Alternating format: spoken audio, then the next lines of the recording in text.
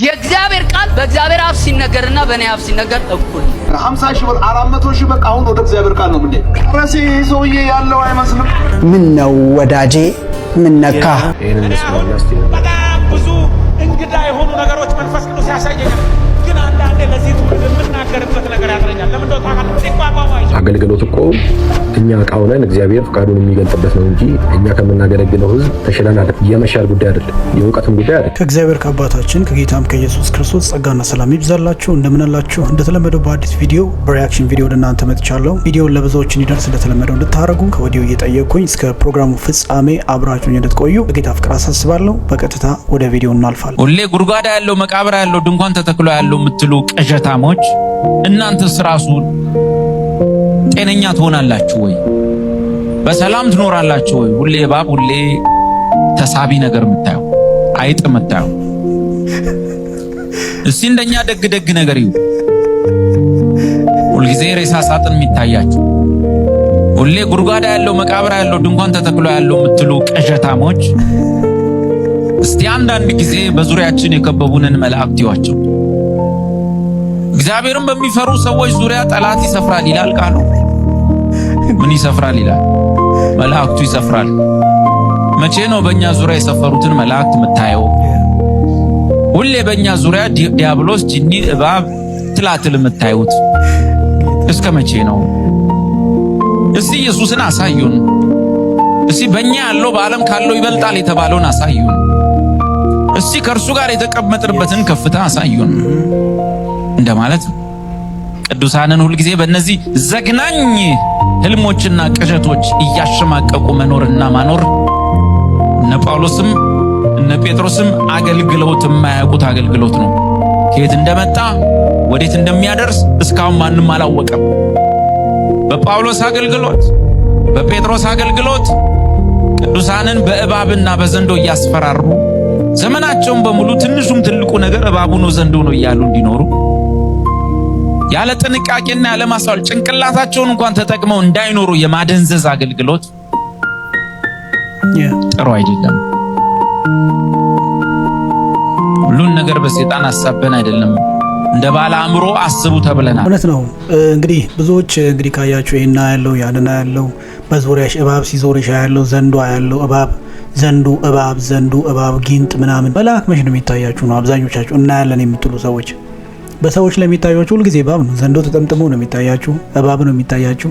መልካም ነገር መች ነው የምታዩት? መቼስ እንደ ባለ ራእይ መልካምም የሚያይ ባለ ራእይ ነው፣ የመንፈስን አሰራር የሚያይ ባለ ራእይ ነው። እናንተ ግን ሁሉ ጊዜ የምታዩት የአጋንንትን አሰራር ነው። ከየት እንደሆናችሁ የሚያሳይ ነው ማለት ነው። ምንጫችሁ የት እንደሆነ አጉልቶ የሚያሳይ ነውና እስኪ አሁንም ደግሞ በዚሁ የተያያዘ ቪዲዮ ነው። እስኪ አብረን ይሄንን ቪዲዮ አብረን እናያለን ማለት ነው። ዛሬ አንቺን እንዳገኘሽ አባትሽ በህይወት እያለ ባገኘው ኖሮ ያለ ጊዜ ነበር የሞተው አባትሽ። ይሄ ሞት አይገባው ነበር። እውነት ነው እንዳለ ነው እንዳለ እጀታ ነው እጀታ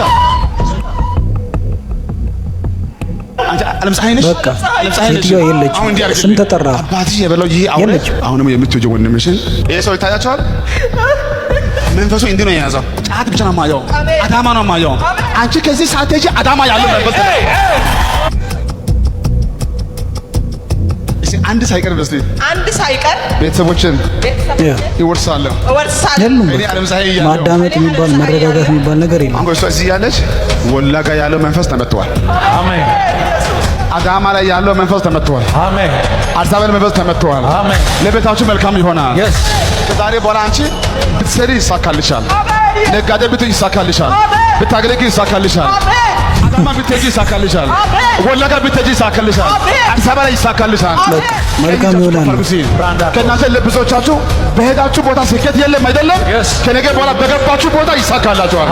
እሺ ነው ግን እግዚአብሔር እንግዲህ ሁልጊዜ ይሳካልሃል አይልም፣ ሁልጊዜ ይሆንልሃል የሚል ህይወት የለንም። በህይወታችን ሁላችንም ክርስቲያኖች ስናይ ፈተና መከራ ነው። ሁሌ ስኬት የለም። ሁሌ ሁሉ ቦታ ይሳካልሻል አይባልም። ሲጀመር እግዚአብሔር ቦታዎች ላይ ራሱ ስራ አለ። አትውጡ ከዚህ ሲላቸው ለምሳሌ ከኢየሩሳሌም አትውጡ ኃይልን እስክትቀበሉ ሐዋርያት ሥራ ምዕራፍ 1 ከቁጥር 6 ጀምሮ እንዲሁም ደግሞ በብሉይ የነበሩ አባቶች ሲያስጠነቀቁ እግዚአብሔርም ለይስሐቅ ምን አለው? ከዛች ምድር ከዛች ስፍራን አትልቀቃሉ። እነዚህ ግን የትም ሂዱ ይሳካላችኋል ይሏል። እንደሰማችሁት ደግሞ እኔ በኖር ኖሮ እኔ ባለሁበት እኔ ባልኩበት ነበር የሚሞቱ። አንተ ነህ እንዴ ሰውን እንዲሞትም እንዲኖርም የምታደርገው እያልከን ነው። ልክ ክርስቶስ ታስታውሱ እንደሆነ ዮሐንስ ወንጌል ምዕራፍ 11 ላይ እንዳለው ወደ እነ ማርታ ቀርቦ አንተ በዚህ ኖረ ቢሆን ኖሮ ወንድሜ ባልሞታ አለች ማርታ። ይሄንን እኮ ክሌም እያደረገ አምላክነቱን እኮ እየገለጠልን ነው እስራኤል ዳንሳውን በዚህ ቪዲዮ እኔ አምላክ ነኝ እያለ ነው። ተው እናንተ ሰዎች ግን ተው፣ ግራኛ እና ቀኛችሁን እያያችሁ ተራመዱ፣ ወደ ጥፋት አትራመዱ። አሁንም በተመሳሳይ ወይ ነው ይሄንን ነገር ማሳያችሁና የኔ ቃል የእግዚአብሔር ቃል ነው። እኔ የምናገረው ቃል እንደ እግዚአብሔር ቃል ነው። እንደ እግዚአብሔር ቃል ነው። እንደ እግዚአብሔር ቃል ነው ስንል እግዚአብሔርም ሲናገር እኔም ሲናገር እኩል ነን ነው የሚለውና ኦቶሪቲው የእግዚአብሔር ያህል ነው የኔ ቃል እያለን ነው። እንስማው። የእግዚአብሔር ቃል በእግዚአብሔር አፍ ሲነገርና በእኔ አፍ ሲነገር እኩል ነው። የእግዚአብሔር ቃል በእግዚአብሔር አፍ ሲነገርና በእኔ አፍ ሲነገር እኩል ነው፣ ተመሳሳይ ነው። የእግዚአብሔር ቃል በእግዚአብሔር አፍ ሲነገርና በእኔ አፍ ሲነገር እኩል ነው። አስባችሁታል? የእግዚአብሔር ቃል እና ያ የእግዚአብሔር ቃል በእኔ አፍ ሲነገርም የእግዚአብሔር ቃልም ሲናገር እግዚአብሔርም ሲናገር እኔም ስናገር እኩል ነው። የእግዚአብሔር ቃል የሰው ቃል ነው እንዴ? እንደዛ ይላል እንዴ መጽሐፍ ቅዱስ? የሰው ቃል የሰው ቃል ነው፣ ሊሻር ይችላል። ትንቢት ቢሆን ይሻራል፣ የሰው ነው። ትንቢት ንግግር የሰው ነው፣ የሰው ትንቢት ሊሆን ይችላል። እንዴ በቃሉም ብንሄድ ራሱ አንተ ያልከው ላይሆን ይችላል። እግዚአብሔር ያለው ግን ከመሆን የሚከለክለው ነገር የለም። ምክንያቱም ኦቶሪቲው የራሱ የእግዚአብሔር ነው። የቃሉ ባለቤት ራሱ እግዚአብሔር ስለሆነ ሁሉን ቻይ ስለሆነ አሁን ወዴት ነው የሚሄዱት እነዚህ ሰዎች? ወደ ኦምኒፖተንስ የሚለው የእግዚአብሔር ባህሪ እኩል ነን እያሉ ነው። ከባህሪው ጋር ሁሉን እንችላለን እያሉ ነው እነዚህ ሰዎች። የቃል እምነት እንቅስቃሴ ያሉ ሰዎች ማለት ነው። እግዚአብሔርም የሚለው እኔም የምለው እኩል ነው። ታስታውሱ እንደሆነ ከዚህ በፊት ሚራክል ተካ ምንድነው ያለው? እኔ የምናገረው ቃል ልክ እኔን ነው የሚጠይቀው እግዚአብሔር። 1 ሲደመር 1 3 ነው ብል ሄዳችሁ ሚራክልን ጠይቁ ነው የሚለው እግዚአብሔር ቢል እንደዚህ አይነት ኦቶሪቲ እየተጠቀሙ ነው፣ ፓወር እየተጠቀሙ ነውና ይሄ ከአጋንንት ነው፣ ምንጩ አጋንንት። እንደዚህ አይነት አስተምሮ የለም በመጽሐፍ ቅዱስ። ኦኬ እናንተ የምትሉት የእምነት ቃል እንቅስቃሴ ውስጥ ያላችሁ ሰዎች ከአጋንንት ነው፣ ሐሳቤው ከአጋንንት ነው። ኦኬ ምንም አይነት እንደዚህ አይነት ፕሮግራም የለም። እግዚአብሔር ቃል እግዚአብሔር ሁሉን ስለሚችል ነው ቃሉ እንደሚሆንለት የኔ ቃሌ በከንቱ ወደ እኔ አይመለስም ያለው ትንቢተ ኢሳይያስ ምዕራፍ 55 ቁጥር 11 ቃሌ ወደ ምድር መጥቶ በከንቱ አይመለስም ነው የሚለው። ያዘዝኩትን ይፈጽማል። የእግዚአብሔር ቃል ነው እሱ። ያንተ ቃል ግን የሰው ቃል ነው፣ ይሻራል፣ ላይሆን ይችላል። ምክንያቱም የሚያደርገው ያንተን ቃል የሚያጸናው የእግዚአብሔር ቃል ነው እንጂ ያንተ ቃል ያንተ ንግግር አይደለም። ኦኬ ለማንኛውም እስኪ እንቀጥል። ቸርች ውስጥ መቅረት ያለባቸው ነገሮች ፓርት 2። አንደኛ በአምልኮ ሰዓት ቁጭ ብላችሁ የምትኮፈሱ ተጋባዥ አገልጋዮች እናንተ እነማን ናችሁ ብላችሁ የምትቀመጡ። ሁለተኛ ህመምተኞችን ተፈውሰሻል ብላችሁ መድኃኒት የምታስጥሉ አንዳንድ አገልጋዮች ዲኬቲቭ አረጋችሁ። 100% ሶስተኛ እንጸልያለን እያላችሁ ብር የምትቀበሉ ዘይትና ዋ በውድ ዋጋ የምትሸበችቡ ፋብሪካው ራሱ እኮ የኛ ያህል ብር ያወጣም እናንተ የምትሸጡበት ነው ያክል ብር በነፃ ያገኛችሁትን በነፃ ስጡ። አራተኛ ራሳችሁ እየዘመራችሁ ሲበላሽባችሁ ዞራችሁ ወደ ሙዚቀኛ የምታሳቡ ዘማሪዎች 100% ለነጋዴዎች የተለየ የጸሎት ቀን ብላችሁ የምታዘጋጁ በላ ቀፈላ እኛታ ልትበሉ እውነት ነው። መጠረግ ያለባቸው እነዚህ ናቸው። ቤተክርስቲያንን ያሰደቡ ያቆሸሹም ጭምር ማለት ነው። እግዚአብሔርን ያሰደቡ ደፋሮች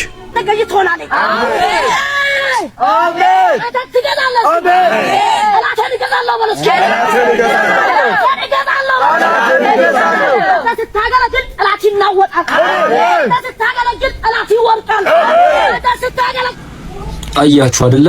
በዚህ ልጅ አእምሮ ውስጥ አገልግሎት እንደዚህ እንደሆነ ተስሏል ማለት ነው። አገልግሎት የእግዚአብሔርን ቃል በአግባቡ ማስተማር እንደሆነ ሳይሆን በቃ ጠላትን ትገዛለህ ማለት መጮ፣ ድምፅን ማጎርነን፣ ግርግር መፍጠር አገልግሎት እንደሆነ በቃ አገልግሎት ማለት ሲምፕል ይሄ እንደሆነ በዚህ ልጅ ጭንቅላት ውስጥ ተቀምጧል። በቃ አለቀ። አሁን ይሄ ነው አይታችኋል አይደለ?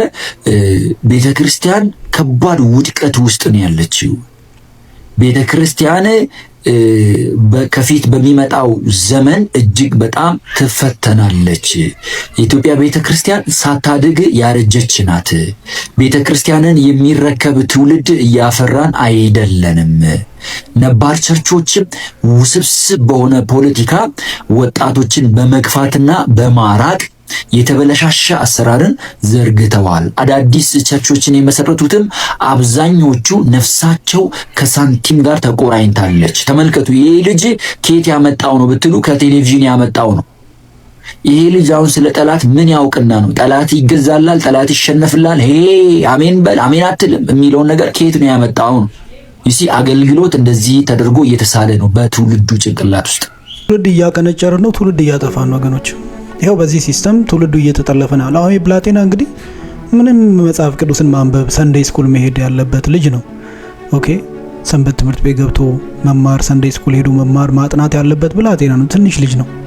በዚህ መልኩ እንግዲህ ስታገኙት ያሳዝናል። አሁን የቃለ እምነት እንቅስቃሴ ውስጥ እየገባ ነው ገና በልጅነቱ ማለት ነው። ቃል ይፈጥራል እያለ ነውና ቸርች ቤተክርስቲያን አሁን ያለችበት አዘቅት ውስጥ ለመውጣት በጣም እንቸገራለን ወገኖች። አሁን የምናየው በጣም በሚያሳዝን እስኪ ተመልከቱት እስኪ ቪዲዮን። ለማንኛውም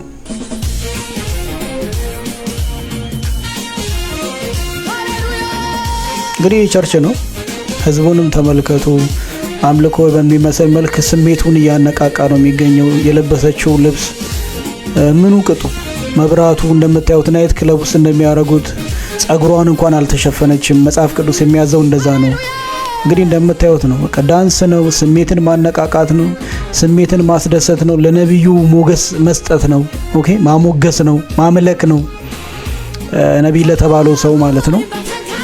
እንደዚህ ነው እንግዲህ ጭፈራ ቤት ማለት ግልጽ የሆነ እግዚአብሔርን የሚያሰድብ ምግባርና ተግባር ነው እና ዘመን አመጣሽ ሞደርናይዜሽን ቤተክርስቲያን ውስጥ ገብቷል።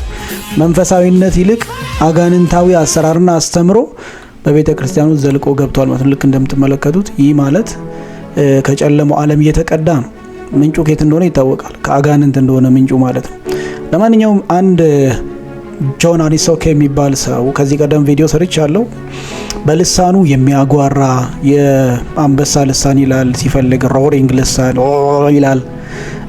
የሆነ ማያንጽ ላይክ መንፈስን ስታዳመጠው መንፈስን ሁሉ አጥመን ያለው ለዛ አይደለ ቅዱስ ዮሐንስ በመልእክቱ መንፈስን ሁሉ አጥመሉ ምዕራፍ 1 ቁጥር 1 ሰው ይሄ መንፈስ አሁን ከእግዚአብሔር እንዳልሆነ እግዚአብሔርም ደግሞ ፕሮግራሙን ዘግቶ ወደዚህ ምድር እንዳይመጣ እርግማኑን እንዳይዘራብን ኦኬ እነዚህ የእምነት ቃል እንቅስቃሴ ያሉ ሰዎች ከአጋንንት ምንጫቸው ከአጋንንት እንደሆነ ይታወቃል። ይህም ሰው በተለይ እስኪ ቪዲዮን እንየው። እግዚአብሔር ይመስገን ስለዚህም ተከልክሏል ማለት ነው።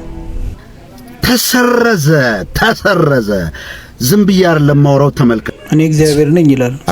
አመጋዳ ሻሎም ሐዋርያ ዘላለም ማስታወቂያ ተናግሬ ነበረ። ይሄ ማስታወቂያ ሳውዝ አፍሪካ የሚገኙት ፓስተር ጆን ኢኒኬሲ ይመጣሉ የሚል ነበር። ጠበቅናቸው እስከ ትናንትና ማታ ድረስ ምንም አይነት ችግር አልነበረውም። ዛሬ ጠዋት ግን በእሳቸው በኩል በሚዲያቸው እንደዚሁም በኢሜይል በላኩልን ፕሮግራሙ እንደማይመጡ ነግረውናል። ይህም ብዙ አገልጋዮች ስለተመዘገቡ ፕሮግራሙን እሳቸው አለመምጣት ማቆማል። በመጀመሪያ ደረጃ በጣም የተወደዳችሁ የወንጌል አማኞች ጴንጤዎች፣ ትክክለኞቹ 99% የሆናችሁ ጴንጤዎች ጽድቅና ቅድስናን የምትወዱ እግዚአብሔር ይባርካችሁ ማለት እፈልጋለሁ። ከሁላችንም በፊት ግን የሰራዊት አምላክ እግዚአብሔር የተባረከ ይሁን። እንግዲህ ባለፈው ጊዜ ስንጮህ ካውንስሉ ምላሽ አልሰጠንም ነበረ። ነገር ግን እግዚአብሔር ጣልቃ ገብቶ ማንም ባይሰማ የሚሰማን አምላክ ሰምቶን ሰውየው ቀርቷል ማለት ነው። አይመጣም። ከዚህ የተነሳ ለቅሶ ጀምረዋል። አስመጭና ላኪ እንደተመለከታችሁት ለቅሶ ጀምረዋል። ከዛ ደግሞ የተመዘገቡ አገልጋዮች አሉ። ስለዚህ መቅረት የለበትም ፕሮግራሙን እያሉ ነው። አሁን ሌሎች የምታደርጉልን ምንድነው? እነማን ናቸው እዛ ቦታ ላይ ያሉ አገልጋዮች፣ ከየትኛው ቤተክርስቲያን ነው የሚለው ፎቶ ምናምን እያነሳችሁ ደግሞ በዚህ ፕሮግራም ላይ እናየዋለን ማለት ነው ወደፊት። ለማንኛውም ሁሌ ሳወራ ሰምታችሁ ከሆነ 1% ናቸው። አንድ በረት ውስጥ በሬዎች የበዙበት በረት ውስጥ አንድ በጥባጭ በሬ ከገባ በሬዎች ሁሉ ወደዚህና ወደዚህ ሲራወጡ በረቱ ውስጥ ያለው በሬ ሁሉ ረባሽና አመፀኛ ይመስላል። በአንዱ በሬ ምክንያት ሁሉም በሬዎች አመፀኞች ተብለው ሊፈረጁ ይችላሉ። ልክ እንደዚህ ነው በጴንጤ ውስጥ ያሉ ሐሰተኛ ነቢያቶች የሚመሯቸውና እነሱን የሚከተሉ ህዝብ 1% ከጴንጤው ቢሆን ነው። 99% አይከተላቸው። 1% ግን ከዚህኛው እዛኛው በቪዲዮም በስፋት ረጅም በማድረግና ብዙ ህዝብ በማስመሰል ይጠቀሙታል ማለት ነው። ያንን እንዴ ዝም ብሎ ባለማወቅ የሚሄድ ደግሞ ማይሄድ ህዝብ ምናምን ታገኛለህ። በተረፈ የወንጌል አማኞች ደርዛላቸው ደርዝ አላቸውና ጽድቅን፣ ቅድስናን፣ ለእግዚአብሔር መኖርን፣ ዋጋ እየከፈሉ መኖርን በጣም ብዙ አገልጋዮች በገጠር በከተማ ሁሌ እንደምናገረው አሉ። አሁን የሐሰተኞቹን ቸርቾቻቸውንና ህብረቶቻቸውን በሚቀጥለው ቪዲዮ ሰራላቸዋለሁ። የወንጌል አማኝ ሲባሉ እነማን ናቸው? ማንስ ምንስ ውስጥ አለ? እንዴት ነው የሚለውን ህብረትን ለምሳሌ ካውንስሉ የተቋቋመበት ህብረቶች አሉ።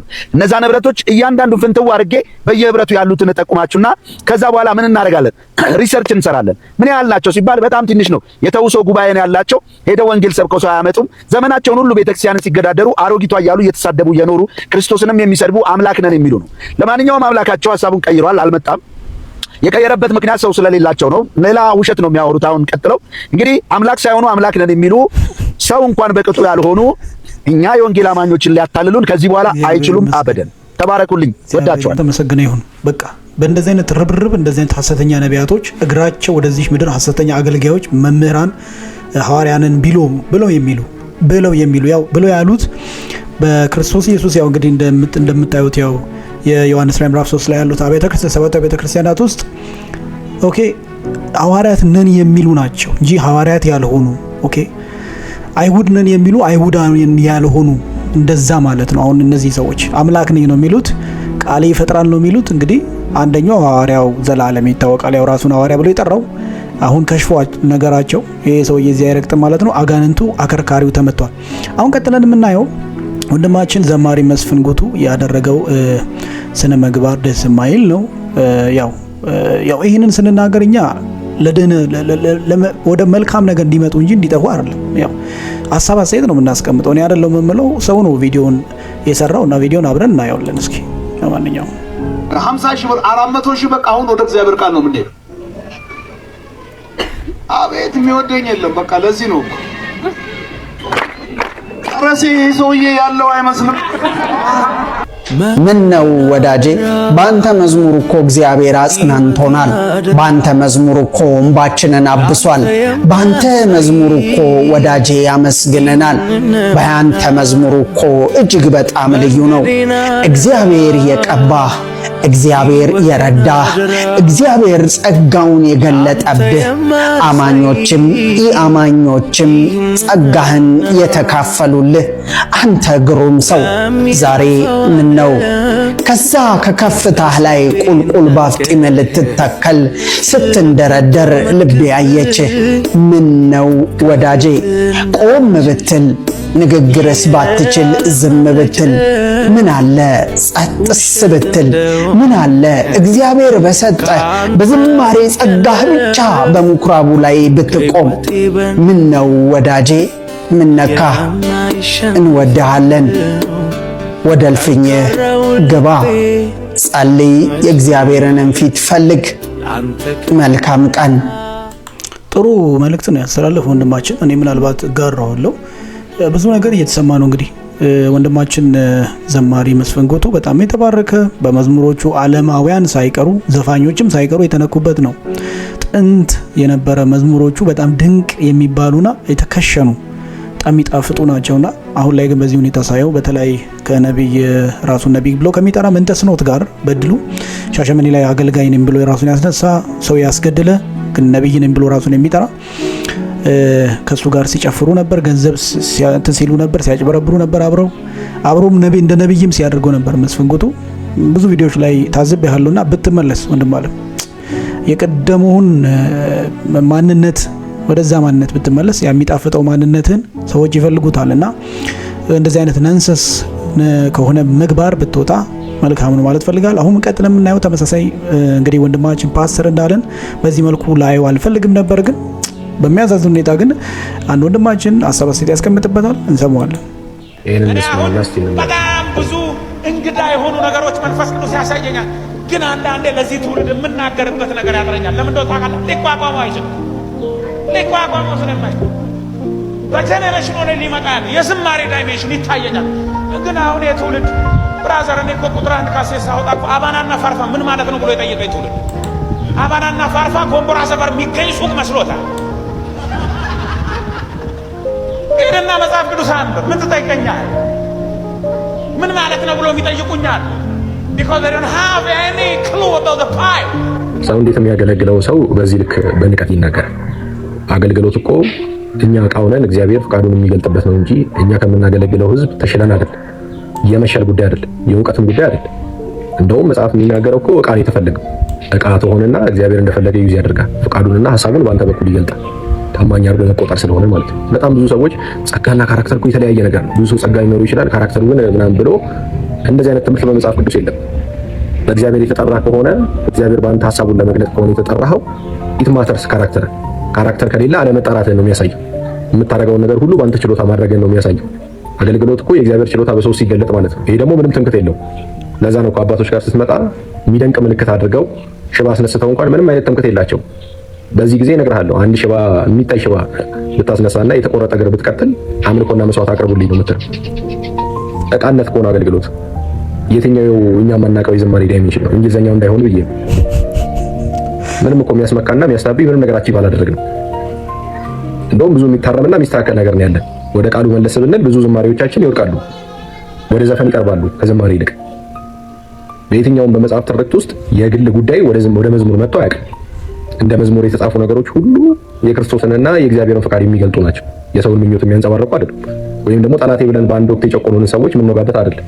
ስለዚህ ምንም የሚያስመካ ነገር የለንም። እንደውም ብዙ የምንታረምበት ነገር ነው ያለን። ማስተዋል መቻል አለብን። ወደ ቃሉና ወደ እውነቱ እንመለስ። ጭራሽ ወደ ትምክህት ልንደርስ አንችል። እንደውም የእግዚአብሔርን ቃል ተረድተን ወደ መታረም ነው መምጣት ያለብን። እንግዲህ ከባድ ነው። ፓስተር እንዳለ ከጥቂት በተለይ በእንግሊዝኛ የዘመረው መዝሙር እኔ ምንም ይቅርታ አድርጉልኝ እንደ መዝሙር አልቀበለውም። እኔ እንዳንድ ሰው አልፎም ተርፎ ብዙ ጊዜ እንግዲህ ያው ብራጌ ማድረግ ነገር ትንሽ እኔ በጣም ወደዋለሁ። በፊትም እሱን ፍለጋ ሆሳና ድረስ ሄጃለሁ። ያው ሆሳና ቤተ ምህረት ቤተክርስቲያን አለችው። እንግዲህ ያው ይሄ ተገቢ አይደለም። እሱም የግል ቸርች ነው። እኔ በዛም አልቀበልም፣ በዛም አላምንም። እኔ እግዚአብሔር ክፈት ብሎኛል፣ አርግ ብሎ እኔ አላቅም። እሱን እንግዲህ አያገባኝም። ትክክልም ግን አይደለም። የግል ቸርች አያስፈልግም። በቤተ ክርስቲያኖች ማገልገል ይቻላል። የግዴታ የግል ሚኒስትሪ እየከፈታችሁ ይሄ ኪስ ማደለቢያ መንገድ ነው ብዙዎቻችሁ የምትጠቀሙት። ኦኬ፣ የገዛ ኪሳችሁን መሙያ መንገድ ነው እንጂ ለእግዚአብሔር ተጨንቃችሁ አይደለም ቸርች የምትከፍቱትና በፊት ዘማሪ ነበር። አሁን እንግዲህ ፓስተር ደግሞ ብሎ ራሱን ቀይሯል። ምናልባት እኔ አላቅም ለምን እንደዚህ እንደምትሆኑ ለምን እንደዚህ እንደምትለወጡ እንደምትቀያየሩ አላቅላችሁ። ብትመለሱ ይሻላችኋል ወደ ቀድሞ ማንነታችሁ። ኦኬ፣ እግዚአብሔር ይመለከታል ያያል። እና ይሄ ስንፍና ነው። ተመለስ ወንድም አለም ብችል እንደ ወንድም ነው እንጂ አንተን መምከር አቅም ኖሮኝ አይደለም። እንደ ታናሽ ወንድም እቺን ምክር የምትቀበል ከሆነ ወንድም አለም እንደው በጌታ ፍቅር ለምን ይሄ ያንተ ምግባር መሆን የለበትም። ብዙዎችን ሊያንጽ ሊመክር ኦኬ ይገባል እንጂ በእንደዚህ አይነት መልኩ መገለጥ የለብህም ልል እወዳለሁ።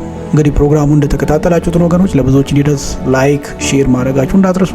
አዳዲስ ቪዲዮዎች እንዲደርሳችሁ ሰብስክራይብ አድርጉ። በሌላ ፕሮግራም እንዲሁ አገኛችኋለሁ። የጌታ ጸጋና ሰላም ይብዛላችሁ። ሰላም ሁኑ።